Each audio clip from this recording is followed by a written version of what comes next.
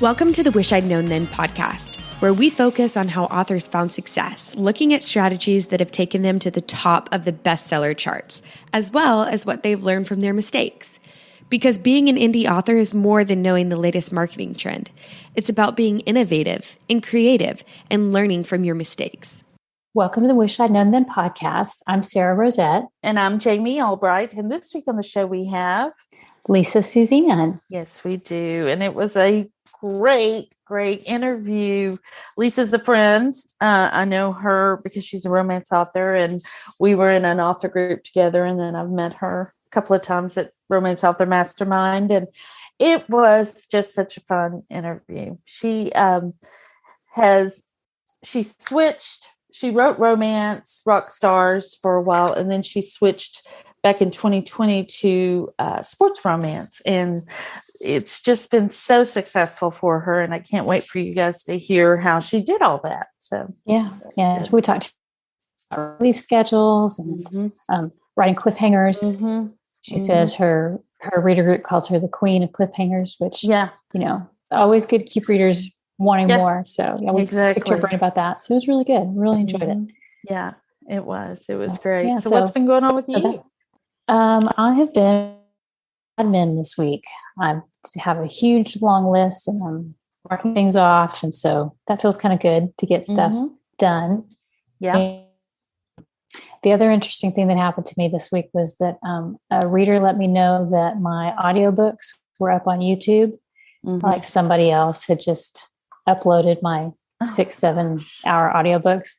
And so, but there is a takedown form, and I did that, and they got them taken down overnight, basically. That's good. So that's great. If you have audiobooks, you might want to just do a quick Google search and see if they come up on YouTube. So right.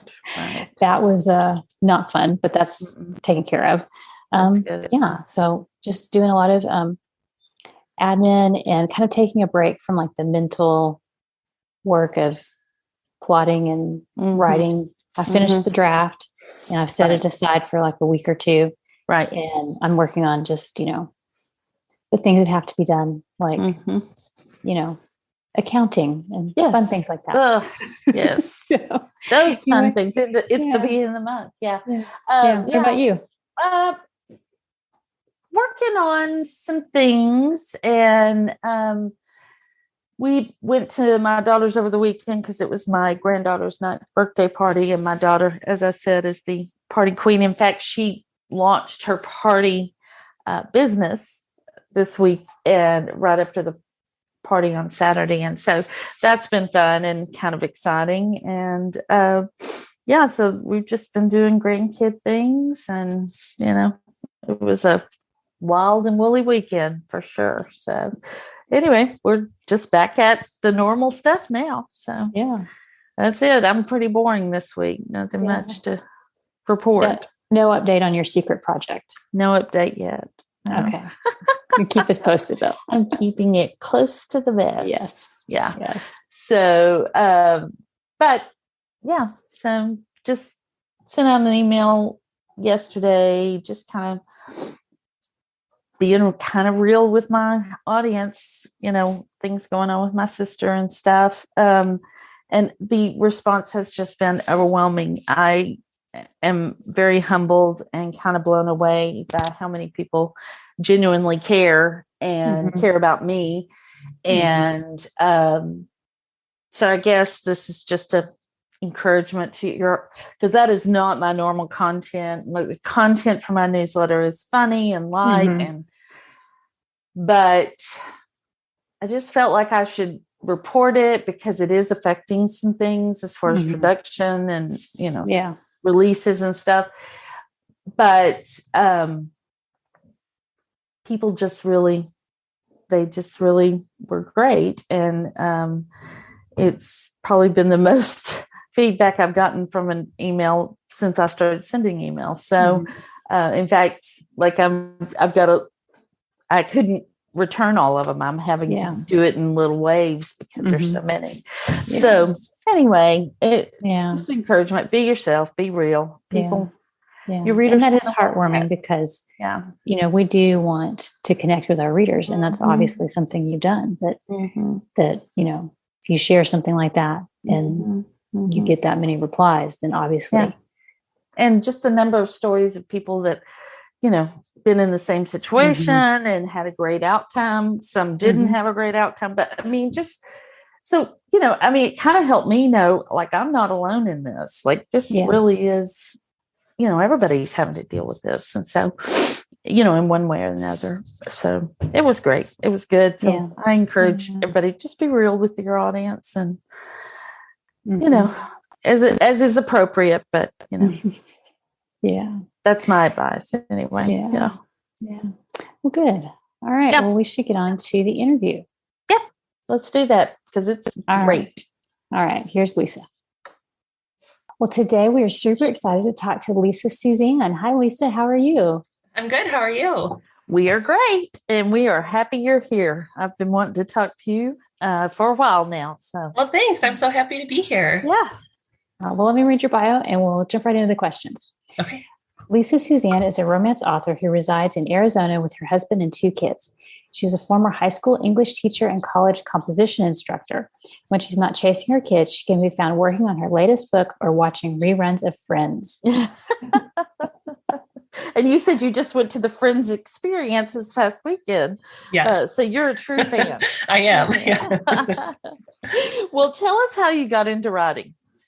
Okay, so I have probably written my whole life. I remember being a kid and just writing down stories on notebook paper. And then when I was in high school, I took a great creative writing class and just really enjoyed being in that different worlds and making up stories. And then in college, I kind of graduated to yellow legal pads where after class, I would write my stories on yellow legal pads. And I still have some of those original stories. Wow. Yeah. And one of them I actually typed up and turned it into the 14th book I published. So, that's amazing. So that was just one of those stories. Like when I was a teacher, I would come home from school and I would get to my computer and type and add to it instead of watching TV or whatever. When you get home from work, I would write my stories. So, and then it just evolved from there. That's amazing. That's so great. I love that. Thanks. Well, what is your definition of success? We like to ask everybody that. I saw this question on the, and I was talking to my husband about it. It's kind of tough to define what that is because for me, it's sort of ever evolving. Yes. And I think that for me, the definition of success is reaching a goal. And so my goals have changed throughout this career. I've been publishing since May of 2013. So I've been doing this a long time. I just published my 45th book 12 days ago. So it's reaching those goals. So it started out with publish a book, right? And reach that goal. And then it was sell a copy of the book, and then for a long, long time, it was to hit the top 100. That was my big goal, was to hit the Amazon top 100. And it didn't happen until I released my 30th book last year. And then since then, I've now hit it 10 times, 10 different books over the last 13 months. So that to me felt like a huge success. And then now it's kind of like the number of sales and page reads. Our new kind of goal that we're reaching toward is for my husband to be able to stop working and work for me full time. And so we're kind of on track to make that happen. So just reaching those goals is success to me. Yeah. And I do think it does change over time. Like I think it's more realistic to have a goal to finish the book and get it published instead of to hit the top 100, Right. Like, yeah. So it does make sense that you would stair step. Yeah, absolutely. Yeah. What do you wish you'd known about writing and craft when you started? Probably that writing is really only about 20% of what I do as a full-time author, maybe even less than that. Let's be honest. So if you're taking this from a hobby to a business, it's not about writing all the time. There's a lot more that goes into it. So I think that's something, I don't know that I wish I would have known it because I learned it pretty quickly. But that's kind of something I didn't know when it was a hobby. And then I had a couple other ones that I came up with too, one is that Cliffhangers sell books. And so I didn't know, my first book was a standalone, and I'll talk about that probably later with some of the questions that we're going to get to. But I didn't know that if you write a cliffhanger, people want to know what happens. Right, so they're right, going to right, get the next one. And then another one too is plotting versus pantsing. So if I don't know how familiar everyone is with those terms, but if you're a pantser, you kind of write by the seat of your pants. And that's how I started out. And it would take a lot longer to write books. So then I started kind of jotting down my ideas and it went a little bit faster. Then I started doing more formal plotting. Then it went a lot faster. So I can get a lot more writing in when I plot versus when I write by the seat of my pants. And there's still some of that pantsing going on as I'm writing, and characters do things and you change direction. But I didn't know that when I first started out, that I was a high school teacher, right, for 14 years. So that's what I taught my students. You need to plot, right? And I wasn't doing it myself. So that would be a big one. That's great. So how did you figure out your plotting system? I did. Mine's just kind of works for me. I use the oh gosh, no, I'm not going to be able to think of it. It's a Romancing the Beat.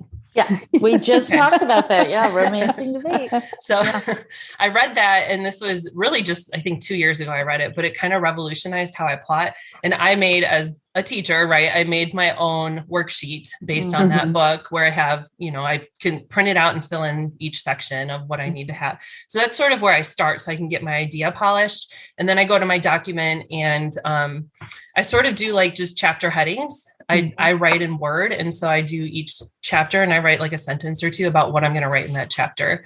And then I go through kind of my entire beat sheet and hit everything that I want to hit. And then it changes, like I said, as I go along. But I like having those chapters listed out. It really helps direct me. And then once I have that direction, I can knock a book out in a month or less. Not a series, that takes a little bit longer, but a standalone I could do. Wow. And so you just, in your Word document, you go through chapter 1 and then you'll have like a little sentence or a small paragraph about what you want to do. Oh, that's so smart. I hadn't thought of that. Yeah. And I kind of do all the chapters through the whole book, and I end up adding a bunch as I go along. But just to make sure I'm hitting all the beats that I want to hit, and that kind of outlines the whole thing for me that way. That's awesome. That's so great. Yeah. And I found too, I usually kind of have the big idea of what's going on, but then as I'm writing, I'll finish what I'm writing that day. And then I'll put down, okay, the next day I need to hit these 2 things and make sure that they're included, these 2 conversations or whatever. And that makes it so much easier when it's not a blank page, when it's like, oh yeah, that's what we're doing. That always helps me just to have a little something on the page. Kind of where you're going to pick up too. It helps get you started. Start the day. Yeah. Well, what about marketing? What do you wish you'd known about marketing? A lot. This is what everybody says. Yes. Everything. It is a full-time job in itself. Absolutely. And I think beyond that, because that's probably the standard answer for that, but that genre is a part of marketing, and that's what's going to sell your book. I know for me personally, I started out, you hear a lot about staying in your lane as an author. And I think I like that. But at the same time, if you're in a lane that's not working for you, I think it's important to switch your lanes, and that's okay too. And I don't know if we hear that enough, that if your lane's not working out, merge to another one. And so for me, what I thought was my breakout was rock stars. And so I wrote a bunch of rock star books. I loved writing in that world, and I still do. But then I tried my first sports romance, and it is such a bigger pool of readers than Rockstar. Huge pool. It's literally a pond versus an ocean. So that made a huge difference for me, is just your genre. And then the other thing that I think I wish I would have known about marketing is how important tropes are. And I didn't know that when I first started publishing, and I just wrote what I wanted to. And now I kind of have those tropes in mind, and really the more tropes you can pack in, the more you're going to, hit what different readers like too. Yeah. That's why I've said that I really think that's why my first book did as well as it did, because it had almost every trope known to man in that book. It was just an homage to, romantic comedy. I was just like, oh, I've heard this, and I like these things. Put them all in. Yeah, exactly. But it really kind of worked in my favor, because people found a little bit of everything that they liked. So yeah, I think that absolutely. works. Yeah. And that's kind of the same as Home Game, which is my first sports romance I published. Same thing. I've packed like every trope I could think of into that series and it took off. So yeah, that's really great. We're going to talk about that later. So what assumptions did you make at the beginning of your writing career, and looking back, did they turn out to be right or wrong? That nobody would read my books. And no, it didn't turn out to be true. I've had people read them. But I did. So my first, like, I think I was published for 6 months before I told anybody aside from my husband that I published a book. Oh, wow. And because I was a teacher, my Lisa Susanne is my real first and middle name, but I had a different last name, and I taught high school. So I didn't want my students stumbling upon my steamy books on Amazon.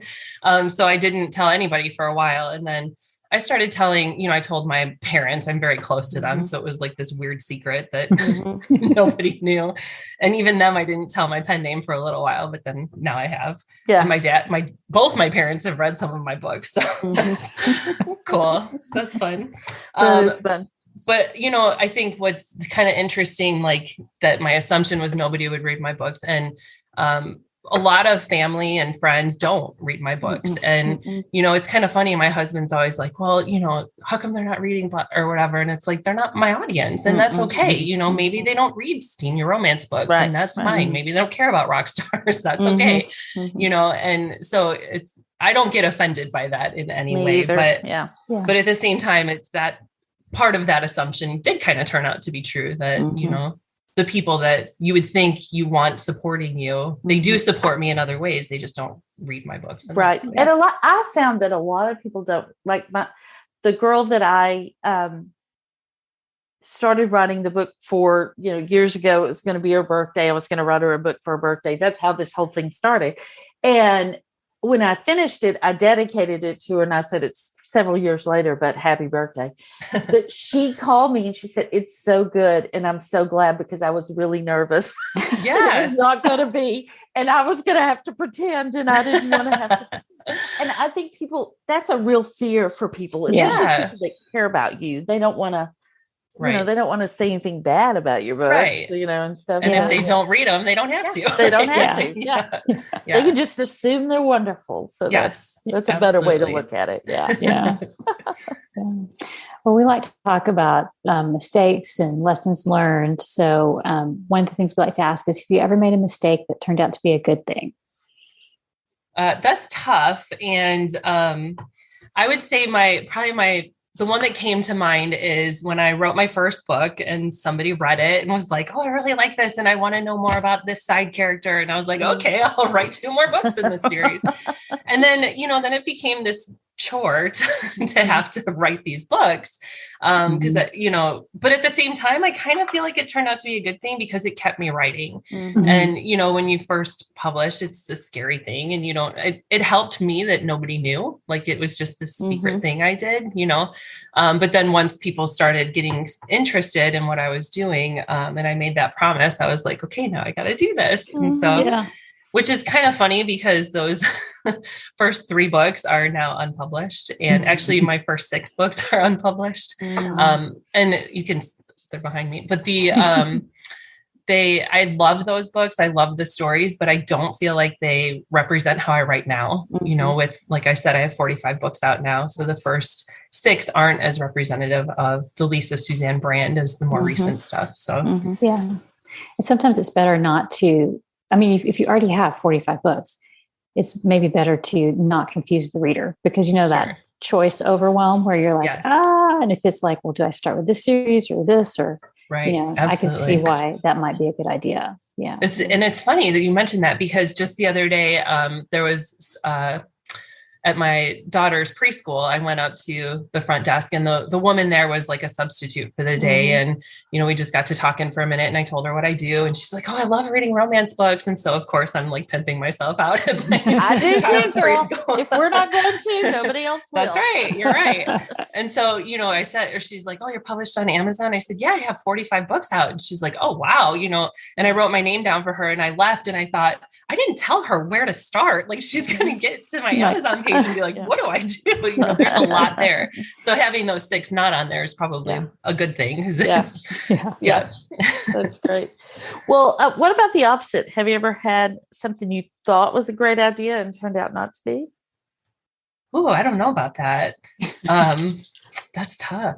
I've made like silly mistakes, like when in advertising, like I put too much money into an ad, or left it. Actually, this happened one time. I had an ad accelerated. I don't know if you've ever done those on Facebook. Nice. Yeah. And then it resets at midnight. Right. And so I would always have a reminder in my phone, like, reset your ad at whatever, 10 o'clock PM. And then, cause you started out slow and then add money throughout the day. Right. Well, I forgot to do that. And so but the good thing about that, I guess this is another mistake that turned out to be a good thing, was that it really helped my rank when I did that, because it shot it up that day. So that was kind of a silly one, but it's like, okay, let's not waste money here. Yes, exactly. Exactly. Yeah. Well, we are managing a lot of different things. Yes. So it's easy for some of that stuff to slip through. So. Right. Yeah. Well, what's been the biggest mindset change you've had to make during your career? I would probably say just shifting from a hobby to a business. And I don't know when that happened. I guess like I started advertising with my 7th book. So that was May of 2015 was the first book I advertised. And so I'd say it was probably around that time, because then now you're putting money into something every single day. Right. So now that feels like a business versus just something I'm doing for fun. But I would say that was probably the biggest shift, was this is more than a hobby. Like, this is a career now. And I've been doing this full time since 2016, which it was kind of the perfect storm that allowed me to do it full time. I was pregnant with my first child, and I had been teaching in Arizona for 10 years. So I was vested in retirement, and we said, let's give it a try. Like, let's stay home with the baby instead of paying for daycare and do this full time. But my mistake there was I didn't know you can't do anything full time when you're stay at home mom. When you have a baby. That's a real optimistic plan, right? I know, right? New mom. I didn't know any better. What I wish I'd known. Yeah. Yes. Yeah. The parenthood edition. Yes. Right. I need help with that. And now he's 6 and my little one's 2. And so now it's like, okay, well, I get up at 5:30 so I could work in the morning before they get up and find these little pockets of time throughout the day. But that's because this is my career now. And if it was a hobby, then, because I hear that a lot too, that, I really want to write a book, I just don't have the time, and it's like, well, if you really want to write one, you make the time. Like this is, and that's kind of the best thing about this career, is it still is my hobby. I love writing. I love everything about this career except for editing. But even like marketing is fun for me to try to figure out, or make ads or whatever, like all the pieces of this are, I feel like I finally found my calling. I enjoyed teaching, but it was always like, what else could I be doing? You know, and with this, I've never felt that way. This is it. Like people talk about retirement. It's like, when's the next book? When can I start writing? Exactly. That's awesome. That's a great attitude then. So I don't know if this is a mindset shift, but during COVID, you changed the way you did things a little bit. Can you tell us about that? Sure. So this actually stems back to Romance Author Mastermind in 2019. I had written, I was planning to switch into sports romance. I had written this series. And when I write a series, I write it all in one document. So this, I don't know why, that's just always been my method. And after promising with that first book that I was going to write more in the series, I don't release now until I have the whole series complete, unless they're standalones. That's a little different. But if it's Cliffhangers, I'm writing the whole thing before I even pick a release date. So this was probably November, December of 2019. Yeah. And, I had heard someone talk about you could write shorter books and publish more often. So I had this 200,000 word document that I was going to split into 3 books. And I thought, what if I split it into 5 books instead? What if I try something different?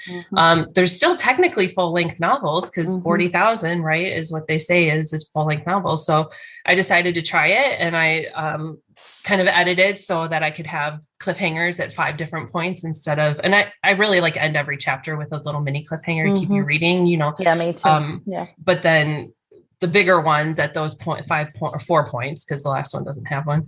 And that was it. So I said, let's experiment with this. Let's just try it out. And at the time I had thought, like, does Lisa Susanne, the name, have something wrong? Like, is there something wrong? Like, it felt like I had been doing this for so long. I had published 29 books, and it's like, are people burnt out on Lisa Susanne? Do I need to try this under a pen name, or try wide, or try something different? And I thought, no, let's stick with Lisa Susanne. Let's try this shorter books with a rapid release schedule and just see what happens in this new genre that I hadn't tried before. And that first book just crazy, like, it took off. And so, like, I'm still amazed. Like, I'm so grateful that people read it and enjoyed it and wanted the next book. And so that was kind of my strategy. I did a 99-cent release on book 1, but my strategy is really more about Kindle Unlimited, because they're binge readers in Kindle Unlimited. So because I'm all KU anyway. Yeah. So, 99 cents on book 1. And then I simultaneously released book 2 on the same day to really get people interested in the series. And then 2 weeks later, book 3, 2 weeks later, book 4, 2 weeks later, book 5. And that first series, book 5, got all the way down to number 6 in the Kindle store. Wow. So that was incredible. And didn't you have multiple books in the top 100? I had, yes. So book 1 stayed in the top 100 for 28 days and it hit. So I released it March 4th. It hit March 10th. So it was like 6 days after release it hit. And then it stayed there for 28 days. And then book 2 didn't, never hit the top 100, but then 3, 4, and 5 all did. So that's great. And then what are the prices on 2, 3, 4, and 5? $2.99. $2.99. Yep. And are you doing that because they're 50,000 words, or just because you're in KU, so it doesn't really more that? I mean, kind of a combination of both. I figured with the shorter, actually at the time I had all of my books at $2.99. Even the longer, I have one that's 115,000 words, and I just had everything at $2.99. And mostly because my 80% of my royalties come from Kindle Unlimited. So it just, the price of a full length, I was, if I could reach more readers with a little bit lower price, I did raise the ones that are longer up to $3.99 now. Okay. And then sports romance. I mean, is it like, why did you pick sports romance? Just I like watching football. I've always enjoyed, like, I come from a football family. And, like, I remember we do a weekly football pool in my family. And I remember I was probably like 4 or 5, like old enough to hold a pen, circling the teams and putting, I was from Chicago. So I'd always put 1,000 points on the Bears, even though there's only 16 teams. So, like, I remember that. And that's, just the idea of football always appealed to me. So that's why I picked sports. I thought it'd be fun to try. That's great. Yeah. So I was going to say, do you think having the books all come out really quickly, you just tapped into that binge reading, and that's why people were do you think that helped boost that series? Yes, absolutely. Yep. I think especially Kindle Unlimited readers want that next book right away. And we are in such a binging society right now with Netflix shows and everything, like everyone, all you hear is, oh, I binged this show or whatever. I binged this series. And so I thought, why not try it with books? See what happens. Right. Yeah. Right. Yeah.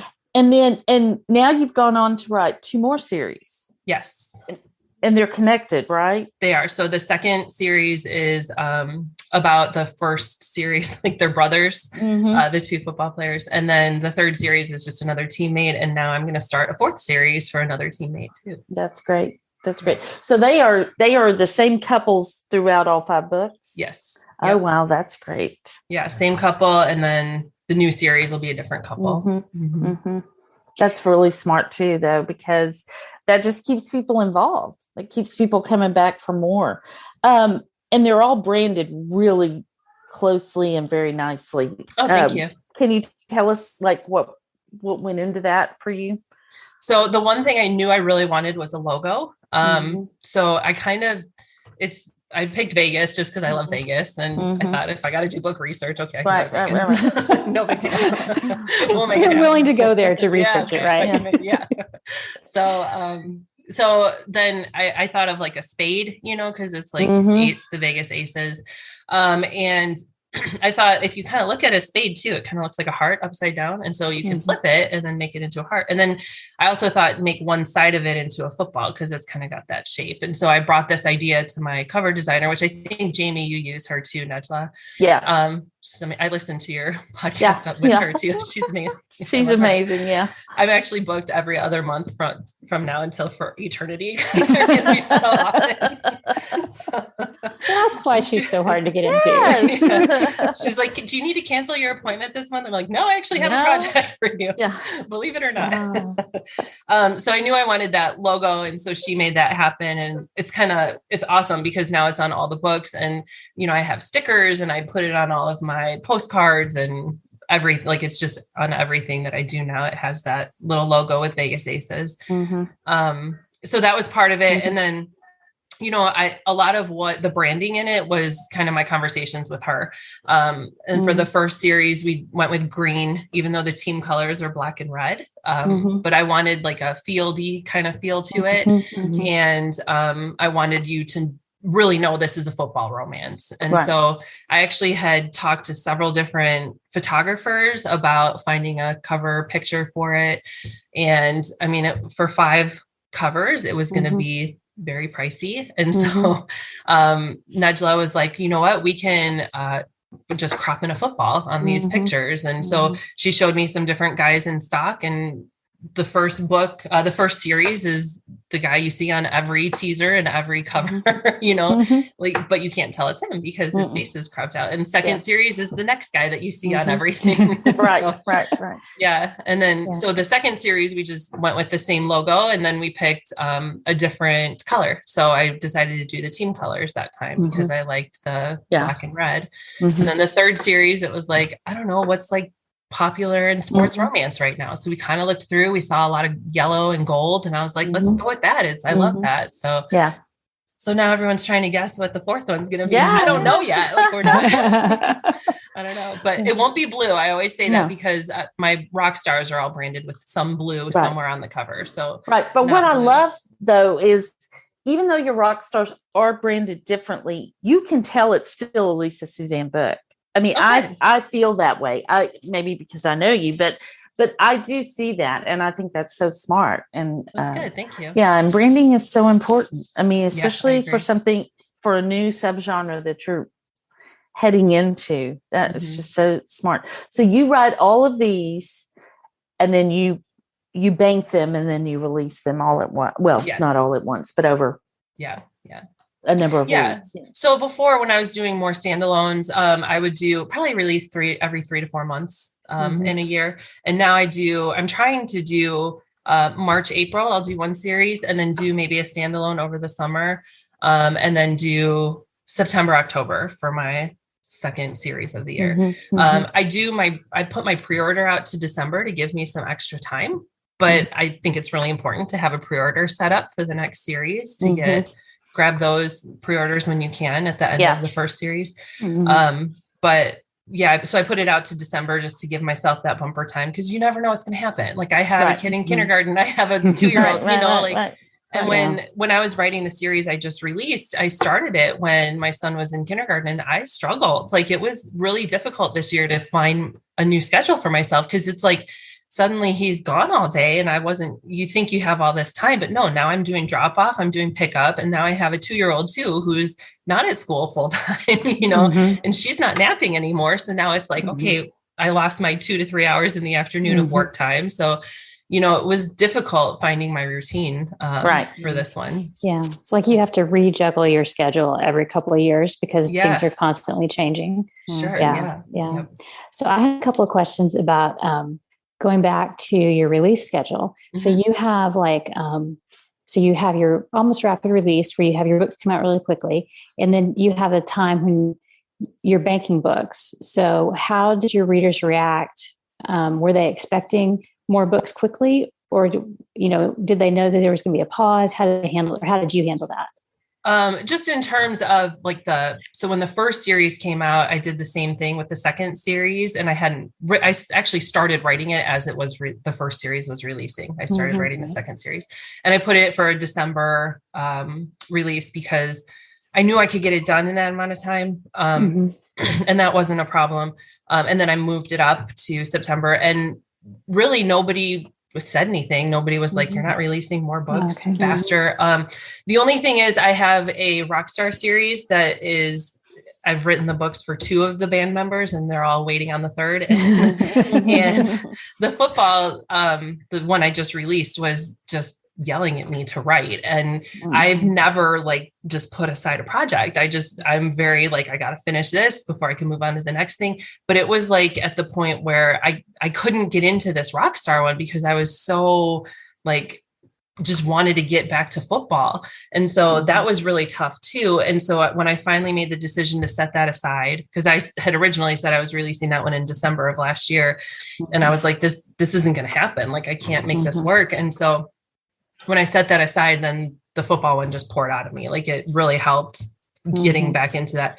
And now that I released this football one, I was working on the Rockstar one. So I went back to it and don't tell anyone, right? But, it's done. I finished it. Oh, wow. That's amazing. I know. I haven't like told my readers yet. And I'm actually going to announce it in my newsletter going out tomorrow that it's coming this summer. So I haven't picked a release date. It's with my editors and stuff now. So so I'm going to do a standalone this summer, which is fun. And then get back to my football players. Awesome. That's great. Yeah. That's great. So can you give us tips for writing cliffhangers for those of us who haven't written them, or those of us who have and it hasn't gone as well as we'd hoped, Gosh, it's so funny. Like, some of my ARC team calls me the queen of cliffhangers, and it's like, it's cute. I like it.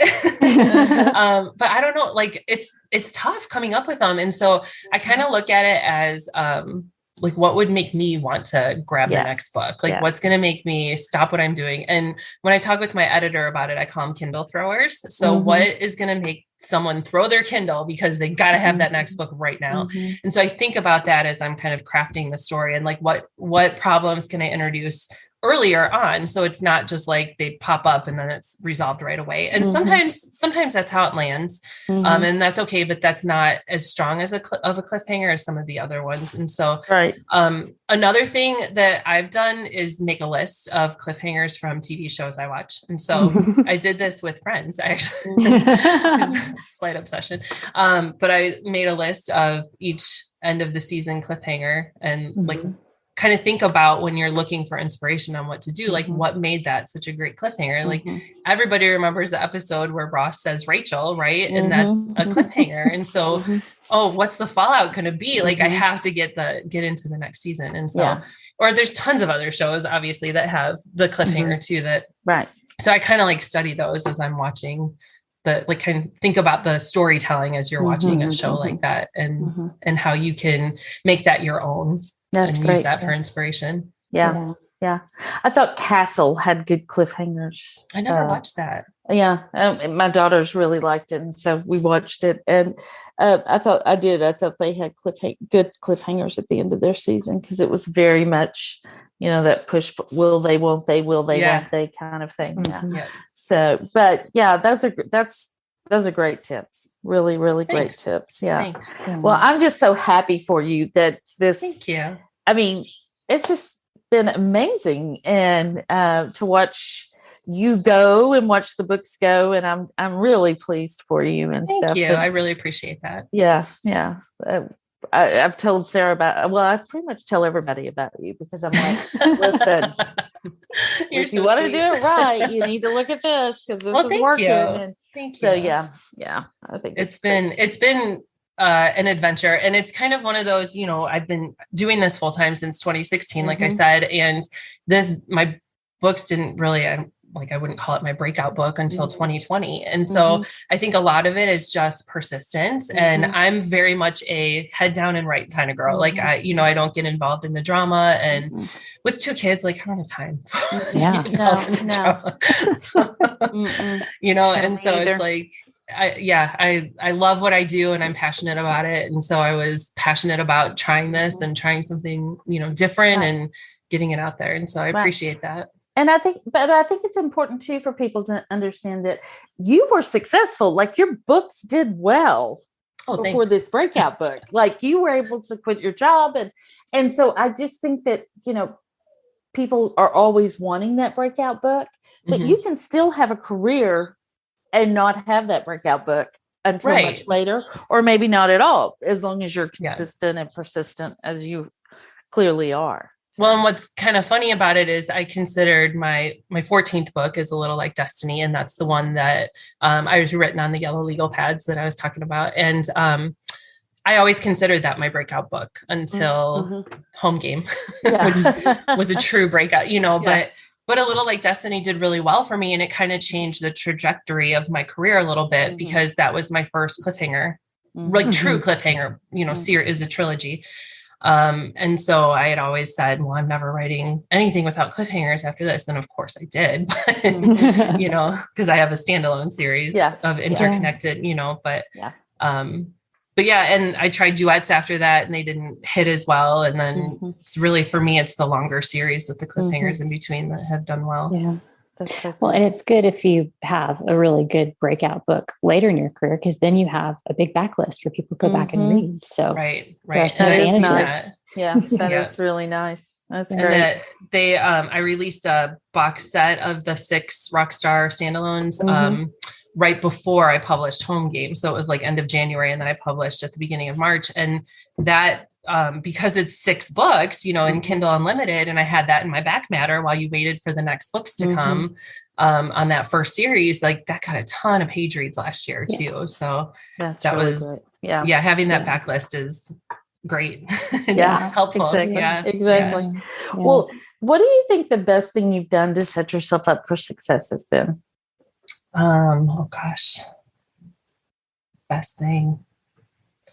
I think just that I keep writing, like having that backlist, and that I keep, I keep producing new content, but I'm still pushing the backlist too. Because there's so many readers out there. And I think shifting my mindset too, from making it a hobby into a business. I think that was a big one, because it's hard to do that and to, transition from just enjoying it and make it not feel like a chore. Right. But I'm lucky because it's never felt that way except for editing. We all have our cross to bear. Yes, we do. For me, it's like drafting. Editing, I don't mind. So it's everybody has their own thing. Yeah. But I think that your story is really inspiring, and I think people will really enjoy it. Yeah. So. Good. So where can people find out more about you? My website, authorlisasusanne.com. I'm on Facebook. My reader group is called Team LS, Lisa Suzanne's reader group. So I'm always in there. That's probably where I'm the most myself online, Okay. I pop in there and tell funny stories about my kids. Okay. Well, we'll have all those links in the show notes, and those will be at wishidknownthenpodcast.com. And thanks to Alexa Larberg for editing and producing the podcast, and to Adriel Wiggins for doing the admin. Bye, everybody. We'll see you next week. Thank you. Thanks for listening to the Wish I'd Known Then podcast. We hope this episode inspired you, empowered you, and made you laugh a little bit too. If you loved it, tell your friends about it. And if you feel so inclined, leave us a review. We look forward to being with you again next week.